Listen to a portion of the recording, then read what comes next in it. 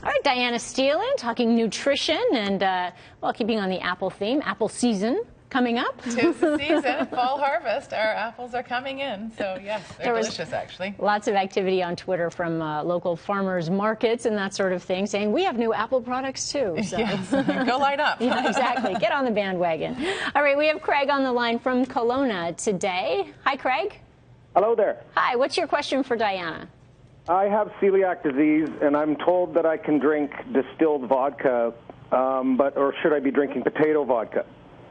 Because alcohol and vodka in particular is protein-free, so you're not going to get any of the gluten that is going to be found in wheat. You'd be safe eating that wheat vodka, but you could also try the potato vodka if you wanted. It would be safe, though. Good to know. All right, Craig, thanks for that question.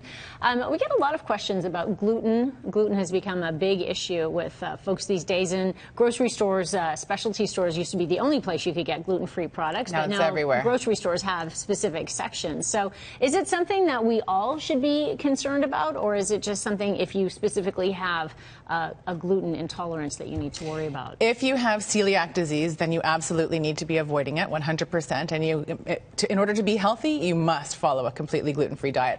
Some people are gluten sensitive, so then they have symptoms that give them upset stomach and sometimes cramping, and they feel better when they don't eat gluten, and so those people also could eat less gluten or a gluten-free diet. But for the rest of us, gluten is a protein that is metabolized normally. We break it down into amino acids, and we can, those of us that can digest it can digest foods that have it. So wheat, rye, and barley can be included in your diet if you don't have any of those sensitivities. And is it something that is more prevalent in foods these days, or do we just know more about it? Because certainly when I was a kid, none of my friends had gluten issues. We didn't hear very much about celiac disease. I know, and the same sort of thing happens with peanut allergies too. They're becoming more common, and certainly the way that the wheat grain has been cultivated may have changed the amount of gluten.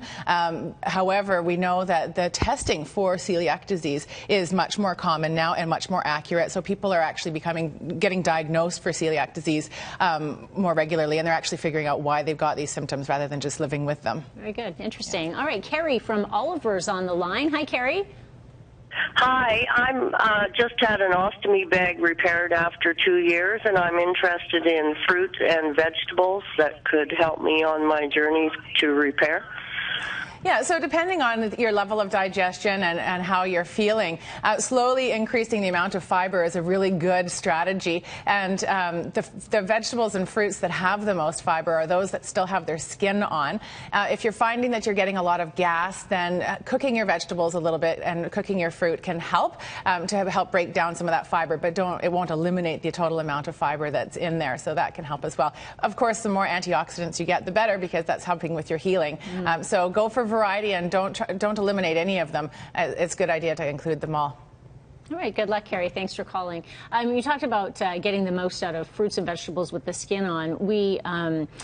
Everybody seems to be juicing these days now. I'm an anti-juicer. I'm a pro smoothie. So really? If you can use your blender and keep all the fiber in there and consume it all, you're going to get all the benefits. But when you're juicing, you're taking out a lot of the fiber, so you're not getting that fullness feeling. And so you're still getting the calories of 9 fruits and vegetables and only the fiber of maybe 1. And so therefore, you're going to be over-consuming in the end. Yeah, it just seems like there's a lot of stuff left over from, juicing when you get this much juice and you have a pile of, So I tell the people that have those juicers to take all the sludge and put it in your muffin mix and eat it anyways. There you go. All right, that's very interesting.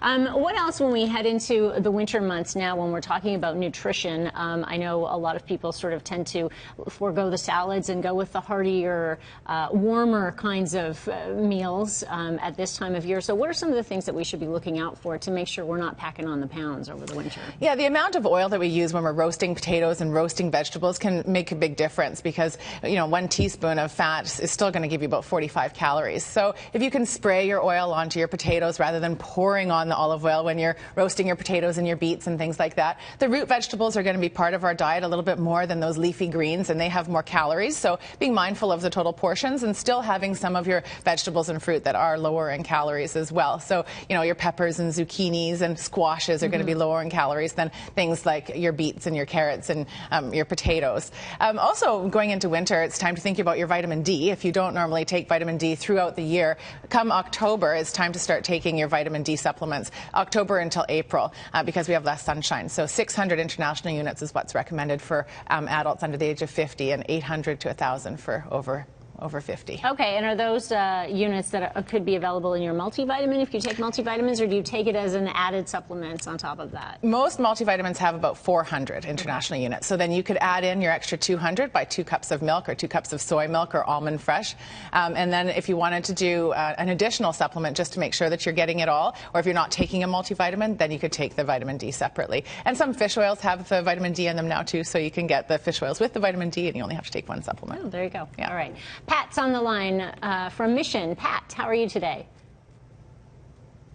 Are you there, Pat? What kind of foods you would suggest if you have acid reflux or hiatus hernia problems? There are several things to think about when you have acid reflux. Some foods people are triggered by more so than others. So some people will find that they have more reflux when they're eating a citrus food or something that's more acidic. But the other thing to think about is what's causing that reflux. And so sometimes eating smaller amounts of food so that you don't fill up your stomach too much and it doesn't cause too much pressure on the lower esophageal sphincter to prevent that acid from being pushed up there. The other thing to think about is if you've been on antibiotics or if you have maybe changed your lower gut bacterial flora, taking probiotics can help to normalize that bacterial flora. When that's out of whack, those extra bacteria in there tend to digest the carbohydrates, which cause the production of carbon dioxide, and that causes pressure. And so then there's more pressure coming up into your stomach and pushing up the acid from there. So probiotics could help. Not eating too much, loose clothing after meals, try and sit up after you've eaten, don't go lie down. So no bedtime snacks, because that also, when you're lying down, more acid is going to go up into your throat. And having a little bit of protein and lower fat diet can also help. The fat opens up that lower esophageal sphincter, and whereas the protein can help close it. And then certain other foods that cause problems would be caffeine, peppermint, and chewing gum sometimes, and chocolate. All right. Uh-oh. Okay, thank you. Okay. Got that in there. Thanks, Diana. If you have any other nutrition questions for Diana, if you'd like to contact her, you can call her 604-739-3290 or check out her website, eatingforenergy.com.